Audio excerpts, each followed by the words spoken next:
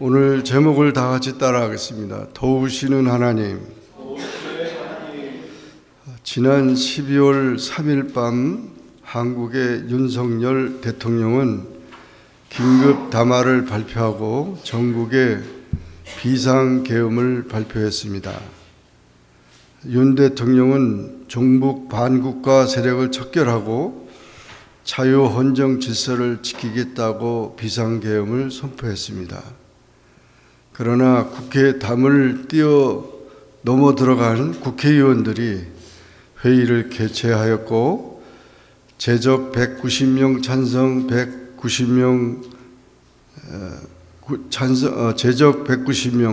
190명으로 만장일치로 계엄 해제를 결의했습니다. 계엄은 헌법에 규정된 대로 전시사변이나 국가 비상사태에 병력으로 공공의 안정질서를 유지할 필요가 있을 때만 하는 것입니다. 그런데 참 우리나라 대통령이 이렇게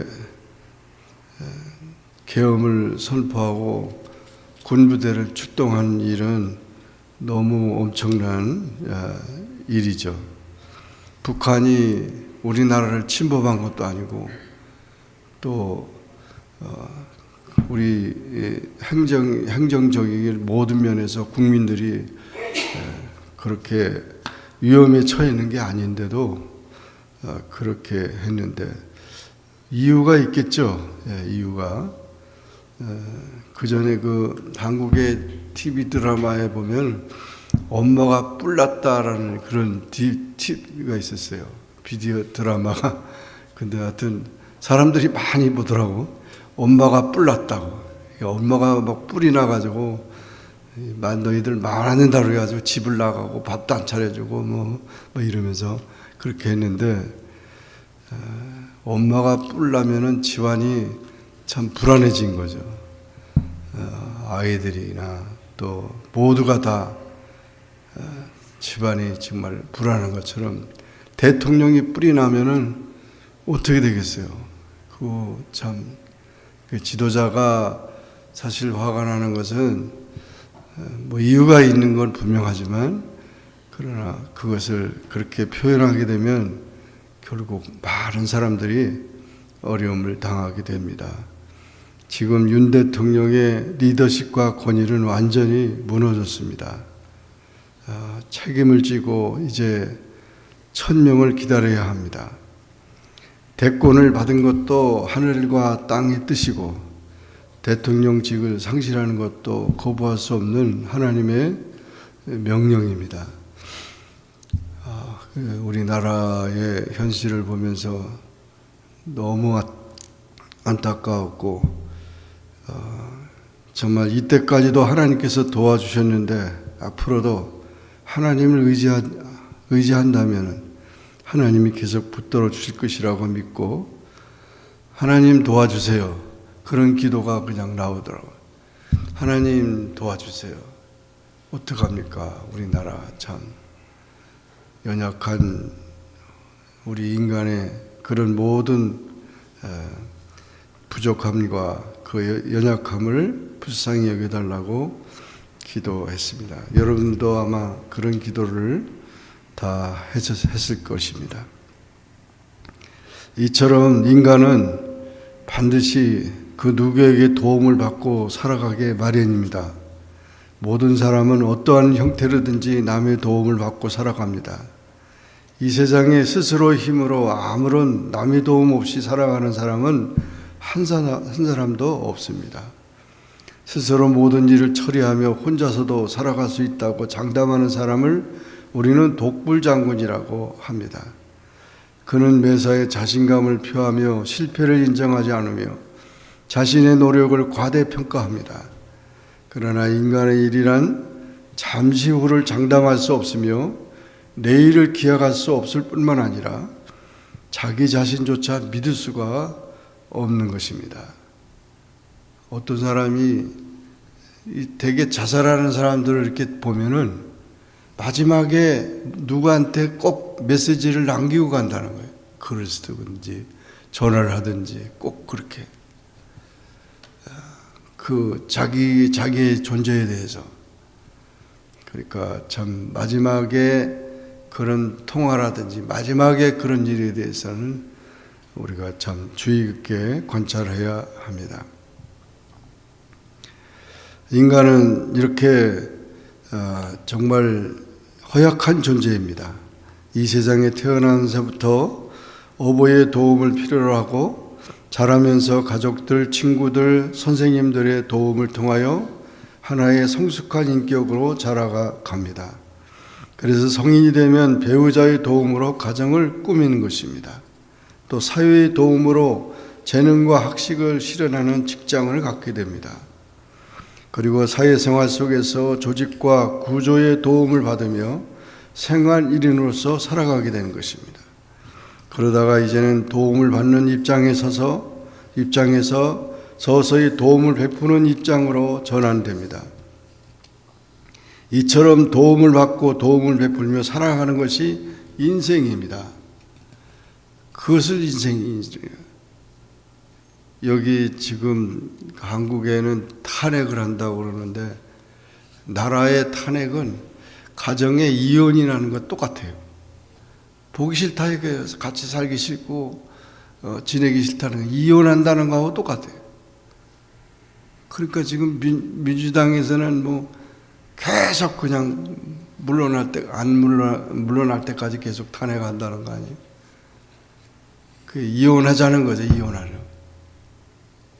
다 좋았을 때는 좋다고 하다가 살다 보니까 이것저것 많이 이유가 무슨 그 특별한 이유가 없는데도 그렇게 막 사람들이 이혼하자는 말을 하는데 그 굉장히 가정에서 싸움이 일어날 수 있고 불화가 있을 수 있지만 가장 조심할 말이 이혼하자는 겁니다.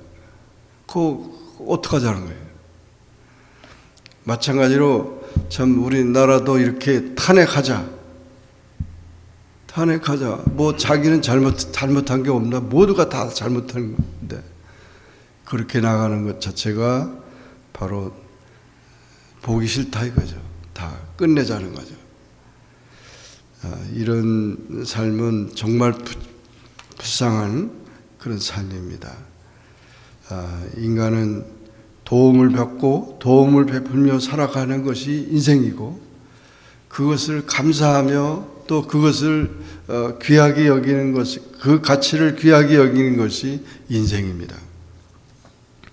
오늘 본문에 있는 말씀을 보면 시편 121편은 많은 사람들이 애송합니다. 거기에는 하나님이 은혜를 생각하고 하나님의 위안과 만족을 얻은 감사의 시로 기록이 됐습니다. 그래서 모든 도움의 근원은 하나님이라고 소개하고 있고 그 하나님께서 이스라엘을 지키신 분이시며 그 하나님께서 하나님 보호를 하고 지키기 때문에 절대 불안할 수가 없다. 우리나라 애국가는 하나님이 보호하사 우리나라 만세 그렇게 기록이 됐습니다.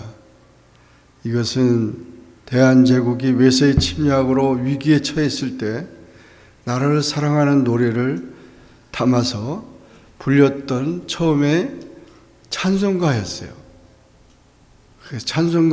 초창기에는 찬송가에 들어가서 하나님이 우리나라를 지키신다. 그렇게 부른 겁니다.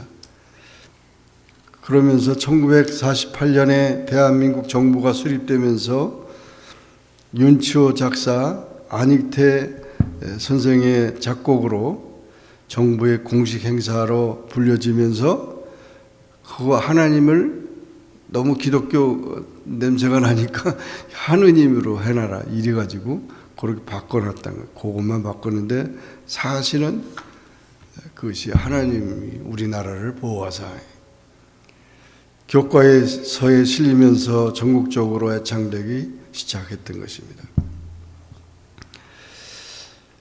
내가 산을 향하여 눈을 들리라. 나의 도움이 어디서 올꼬? 나의 도움이 천지를 지으신 여호와에게서로다. 하나님은 우리를 도와주시는 분이라고 고백하고 가고 있는 것입니다. 첫째, 다 같이 따라하겠습니다. 하나님께서는 성도들을 항상 주목하고 계신다. 네, 하나님께서는 우리 성도들을 항상 주목하고 계십니다. 짐승도 자기 새끼 나면 새끼 그 날 때부터 제대로 걸을 때까지, 날 때까지 그 먹이고 다 기르고 돌봐주잖아요. 하물며 인간이, 하물며 하나님께서 여호와께서 너를 실족지 않게 하시며 너를 지키신 자가 졸지 아니하시리로다. 이스라엘을 지키신 자는 졸지도 아니하고 주무시도 아니하시리로다.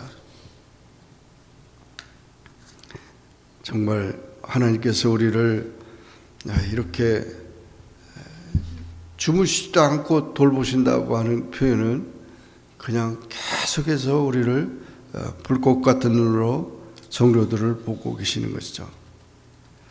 지키시기 때문에 망을 보고 시중을 둔다는 뜻이에요. 진리에서 탈선하지 않게 하신다는 겁니다. 믿음에서 흔들리지 않게 하신다는 것입니다. 우리는 세상 일을 생각할 때 실족함이 있습니다. 그러나 하나님은 파수꾼같이 철저하게 깨어서 경계 임무를 수행하고 완벽하게 우리를 파수하십니다. 지켜주신다는, 파수한다는 게 얼마나 감사해요. 제가 그 군목으로 있을 때 최전방에 거기 가서 군인들이 보초하는 데 가서 위문을 하고 우유를 갖다 주고 커피도 갖다 주고 그렇게 하면서 그 방문한 적이 있었는데 갔더니 다 잠을 자고 있어요. 다 잠자고 그렇게 다 잠자고 있으면 그 위에서 쳐들어오면 어떡하냐. 깨어 있어야 되지. 뭐 그냥 이게 만성이 돼가지고 이제는 경계를 해야 되는데 우리가 지킬 수가 없습니다. 우리 인간이 어떻게 다 지킬 수 있어요? 어떻게 다 쫓아다니면서 저게 해요? 요즘 그냥 금방 그냥 이상해. 요즘에 이제 주영이도 제법 걸으니까 가만히 이렇게 있다 보면 어느새 걸어서 딱 와서 서 있어 이렇게. 그러니 얼마나 깜짝 놀랐잖아요. 하나님은 우리를 지키십니다. 불꽃 같은 눈으로 우리를 지키십니다. 시편 73편 2절 나는 거의 실족할 뻔하였고 내 걸음이 미끄러질 뻔하였으나 하나님이 나를 항상 주와 함께 하시니 주께서 내 오른손으로 붙드셨다. 그래서 우리가 넘어지고 쓰러질 때마다 이제 빨리 잡아주시고 이끌어 주신다는 것입니다. 마태복음 10장 29절 3절에도 참새 2마리가 한 아사리온에 팔리는 것이 아니냐. 그러나 너희 아버지께서 허락지 아니하시면 그 하늘나라도 땅에 떨어지지 아니하리라. 너희에게는 머리털까지 다 세신 바 되었나니. 이렇게 공중에 나는 새들도 하나님이 돌보시고 또 우리 모든 머리끝까지 머리가 얼마나 되냐고 이 머리수가 여러분 얼마나 될 것 같아요? 안 세어봤잖아요, 그죠? 셀 수도 없죠. 근데 이게 10만 개가 넘는다는 거예요. 10만 개가 그걸 다 헤아린다. 그 정도로 세밀하시고 예민하시다는 거죠. 하나님은 세밀하게 상세하게 지켜주신다는 것입니다. 하나님께서 다니엘을 사랑하셔서 다니엘이 정말 기도하는 사람이었죠. 어디서 지켜주셨어요? 사자굴 속에서. 그 사자가 굶주린 사자들이에요. 그냥 먹잇감만 오면은 그냥 한 입에 다 삼켜버리는데 아니 사자의 그 속에서 기도하는 다니엘은 절대 사자가 건들지도 못하고 물지도 못하고 먹지도 못했잖아요. 정말 하나님께서 놀라운 은혜로 이 다니엘을 지켜주셨던 것입니다. 여러분 이렇게 하나님께서는 우리를 보호하시고 지켜주신다는 것을 기억하고 항상 우리를 주목하고 계신다는 것을 기억하고 끝까지 주님을 바라보고 승리하는 우리 모두가 되기를 주의 이름으로 축원합니다. 두 번째로 다 같이 따라하겠습니다. 하나님께서는 성도와 함께 계신다.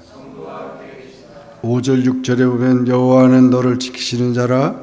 여호와께서 내 우편에서 내 그늘이 되시나니 낮에 해가 너를 상치 아니하며 밤의 달도 너를 해치 아니하리로다. 사막에는 낮에가 뜨겁습니다. 햇빛이 너무 뜨겁고 밤에는 또 찹니다.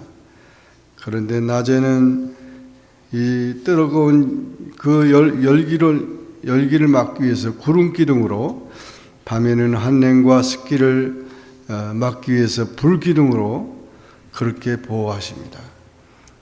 낮과 밤으로 보호하시고 그늘로 보호하셔요. 그늘이 얼마나 참 편안함을 주고 시원함을 줍니까? 그래서 이 그늘은 보호를 상징하고 부모, 친구, 국가, 여호와를 상징하는 것입니다.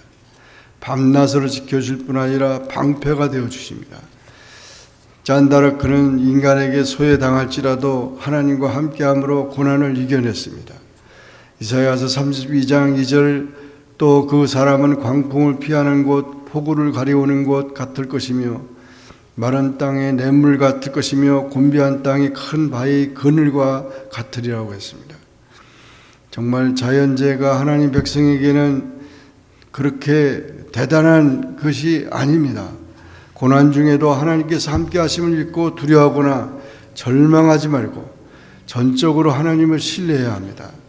바울과 실라가 빌립보에서 전도하다가 붙잡혀 들어가 매를 맞고 피를 흘리며 밤중에 옥에 갇혔지만, 그러나 밤중쯤 되어 바울과 실라가 기도하고 하나님을 찬미하며 제수들이 듣더라. 이에 호련히 큰 지진이 나서 옥토가 움직이고 문이 곧 다 열리며 모든 사람이 매인 것이 다 벗어진지라. 지진 때문에 그런 모든 바울과 실라를 보호하고 하나님이 보호하신다는 것을, 하나님이 함께 하신다는 것을 증거를 보여주었다는 것이죠. 이래서 정말 하나님의 놀라운 역사가 또 진행된 거죠. 사도행전 12장 6절 11절에도 베드로를 하나님께서 지켜주셨습니다. 베드로가 이 옥중에 쇠사슬에서 묶여 있는데, 그런데 고련히 주의 천사가 와서 옆구리를 쳐서 깨어 일어나 급히 나가라 하니까 쇠사슬이 벗어지고, 그리고 천사의 인도하는 대로 그 옥을 나와서, 감옥을 나와서 또 정말 기도하는 그런 초대교회 성도들을 만나게 된 것입니다. 정말 놀라운 하나님의 역사죠. 또한 창세기 50장 2절 20절에도 요셉을 지켜주신 하나님, 당신들은 나를 헤아려 했으나 하나님은 그것을 선으로 바꾸사 오늘과 같이 만민의 생명을 구원하게 하셨다고 했습니다. 하나님의 지켜보호하심은 실수함이 없으시고 반드시 우리를 평안함으로 또 온전히 우리를 구원하시는 능력의 주님인 것을 찬양하는 우리 모두가 되기를 주의 이름으로 축원합니다. 마지막으로 다 같이 따라하겠습니다. 하나님은 그의 백성을 언제나 어떤 환경 속에서도 지켜주신다. 7절 8절입니다. 여호와께서 너를 지켜 모든 환난을 면케하시며 또 내 영혼을 지키시리로다. 여호와께서 너희 출입을 지금부터 영원까지 지키시리로다. 아멘.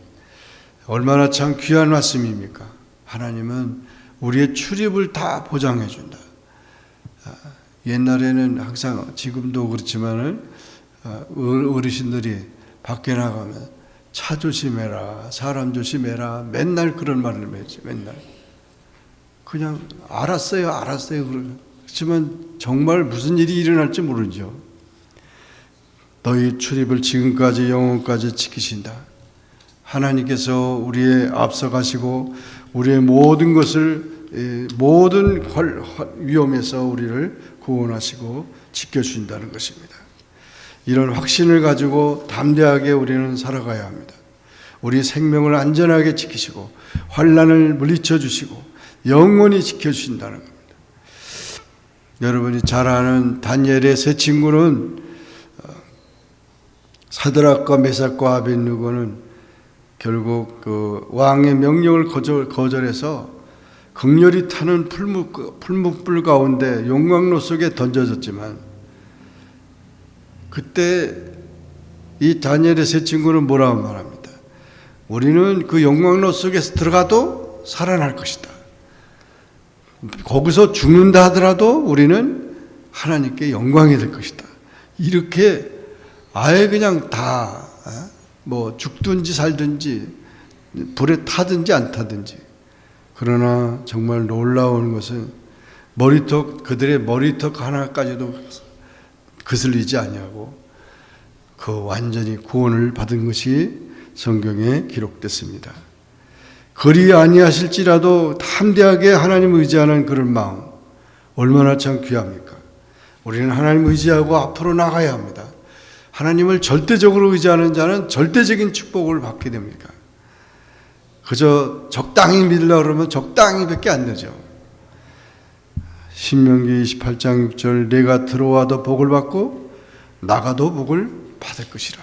만사형통이라는 거죠. 그러니까 주님께서 우리의 역사하시는 모든 일은 우리가 세상으로 볼 때는 그것이 안타까운 것 같고 어려운 것 같지만, 그러나 하나님 의지하면은 그 7절 8기가 돼서 역전이 되고 상황이 바뀌어지고 새롭게 된다는 사실을 말씀해 준 것입니다.